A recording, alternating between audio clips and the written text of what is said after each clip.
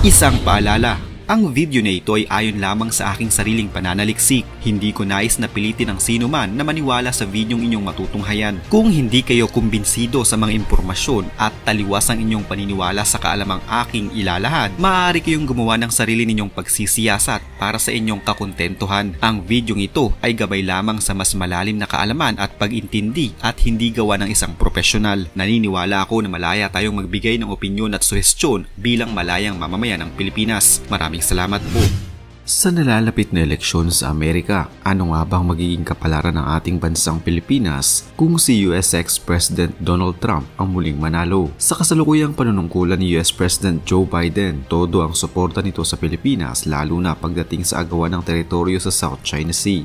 Muling iginiit ng US President Joe Biden ang kanilang ironclad commitment sa Pilipinas sa ilalim ng Mutual Defense Treaty. Kasunod yan ng pag-uusap sa telepono nila US Secretary of Defense Lloyd Austin III at Defense Secretary Gilberto Teodoro Jr. tungkol sa pinakahuling insidente sa pagitan ng China at Pilipinas sa Ayungin Shoal noong 17 ng Hunyo. Sa pag-uusap ng dalawang opisyal, binigyan din nila ang pagpapalakas ng alyansa ng Estados Unidos at Pilipinas upang suportahan ang isang malaya at bukas na Indo-Pacific. Kabilang dito ang pakikipagtulungan sa mga like-minded partners upang mapalakas ang kakayahan ng sandatahang lakas ng Pilipinas at mag-invest sa US Rotational Force Posture sa ilalim ng Enhanced Defense Cooperation Agreement. Inaasahan din ang pakiisa ng dalawang magkaalyadong bansa sa 2+2 Defense and Foreign Affairs Ministerial Consultations sa mga susunod na buwan. Subalit sa pagtatapos ng eleksyon sa Amerika ngayong taon, maaaring mag-iiba ang ihip ng hangin para sa atin at sa Amerika. Kung si Donald Trump kaya ang manalo ay susuportahan pa rin niya tayo laban sa China o hahayaan na lamang niya tayong ibuli ng gobyerno ni Xi Jinping.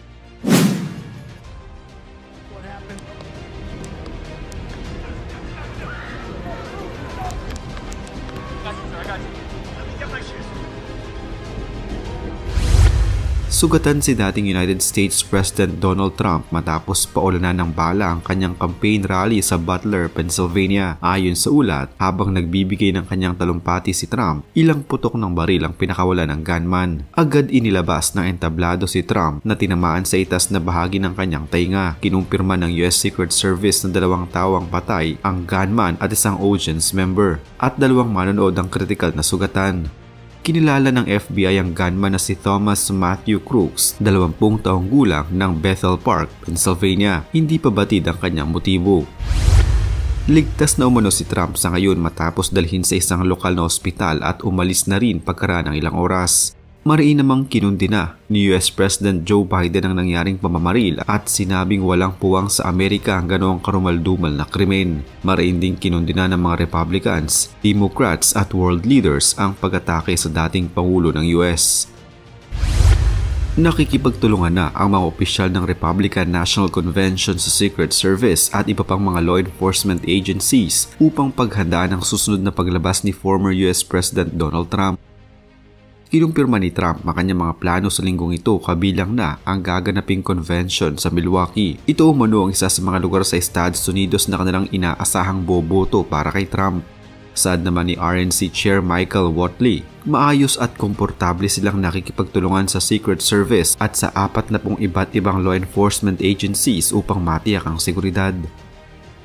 Dagdag pa niya na importante itong daluhan ni Trump para kanya din ipahayag ang pagkakaisa sa Amerika. Nakipagpulong na si US President Joe Biden at Vice President Kamala Harris sa grupo ng Homeland Security at sa direktor ng Federal Bureau of Investigation. Ayon kay Biden, pinapangunahan ng FBI ang investigasyon at kasalukuyang nasa early stage pa lamang ito. Hindi pa din aniya natutukoy ang motibo ni Thomas Crooks sa kanyang pagtangkang pagpaslang kay ex-President Donald Trump. Tiniyak ni US President Joe Biden ang kaligtasan ni ex-US President Donald Trump lalo na sa dadaluhan nitong Republican Convention sa Wisconsin. Sa press conference, ilalagay umano nila si Trump sa pinahigpit na level ng seguridad. Nagbigay na din ang punong ehekutibo ng Estados Unidos ng direktiba sa Secret Service upang reviewin ang lahat ng security measures. Ginawa ito ng kasalukuyang Pangulo ng Amerika sa kanyang magiging mahigpit na kalaban sa pagkapangulo sa darating na halalan sa kanilang bansa.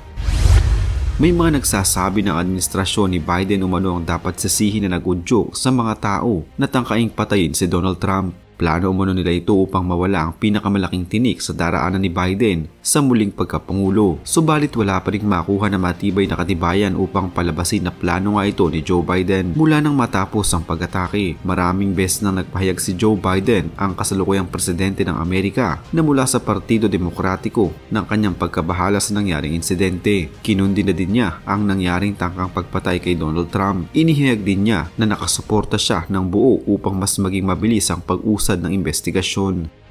There's no place in America for this kind of violence, for any violence ever. Period. No exceptions. We can't allow this violence to be normalized. You know, the political record in this country has gotten very heated. It's time to cool it down. Kaugnay pa rin ang nalalapit na presidential election sa Amerika, ipinapakita sa mga survey sa ngayon na magkalapit ang laban sa pagitan ni Joe Biden at Donald Trump. May ilang mga poll survey ang nagpapakita ng maliit na kalamangan ni Trump, habang may ilang ding mga poll survey na nagpapakita naman ng maliit din na kalamangan ni Biden, pero halos pantay lamang ang dalawa.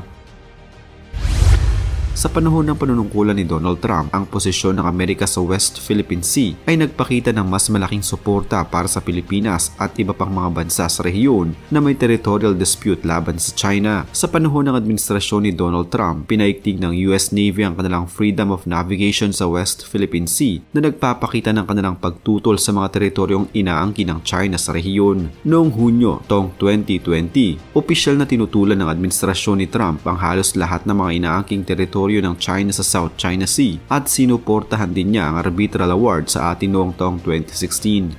Mas pinalakas din ng Amerika ang kanilang military cooperation sa mga bansa sa rehiyon at kabilang na dito ang bansang Pilipinas sa pamamagitan ng mga joint military exercises at pagpapatibay ng Mutual Defense Treaty. Pagdating naman sa mga artipisyal na isla ng China na nakatayo sa ating mga teritoryo, nagpataw siya ng sanksyon sa mga entities at mga individual na sangkot sa pagpapatayo ng mga ito. Ipinakita ng administrasyon ni Trump ang mas matinding pagtutol sa mga inaangking teritoryo ng China sa West Philippine Sea at mas pinatibay nito ang relasyon ng iba pang mga bansa sa rehiyon. Kaya ang tanong kung tutulungan pa din ba tayo ni Trump laban sa China kung siya ang manalo sa darating na halalan, ang sagot ay malaking oo. Narito ang ilang maaaring maging aksyon o ipagpapatuloy ni Donald Trump para sa Pilipinas na kanyang mga naumpisahang aksyon noong panahon ng kanyang administrasyon. Una ay ang pagpapatuloy ng Freedom of Navigation Operations. Pangalawa ay ang pagpapalakas ng diplomatic support. Ito ay nangangahulugan na ipagpapatuloy niya ang pagkontra niya sa mga ginagawang pangangkin ng China ng ating mga teritoryo sa West Philippine Sea at pagsuporta niya sa arbitral award sa ating bansa. Pangatlo ay ang pagpapatibay ng military cooperation. Ito ay sa pamamagitan naman ng mas marami pang mga joint military exercises sa pagitan ng Pilipinas at ng Amerika. Ikaapat ay ang pagpapatupad ng economic sanctions. Maaaring mas palawakin pa ni Trump ang pagpapataw ng economic sanctions laban sa mga Chinese entities at individual na sangkot sa pagpapatayo at militarisasyon ng mga artipisyal na isla sa West Philippine Sea. Ikalima ay ang pagbibigay ng defense assistance tulad ng military hardware at technology upang mas palakasin ang depensa ng Pilipinas. Kung sakaling manalo si Donald Trump, maaaring mas palakasin pa niya ang kanyang mga naging patakaran at aksyon mula sa kanyang natapos na administrasyon. Kung manalo man si Joe Biden muli, malaki pa rin naman ang katiyakan na pagpapatuloy niya ang kanyang mga patakaran sa Pilipinas na nakatuon sa diplomatic at military support para sa ating bansa sa ating mga territorial disputes laban sa China.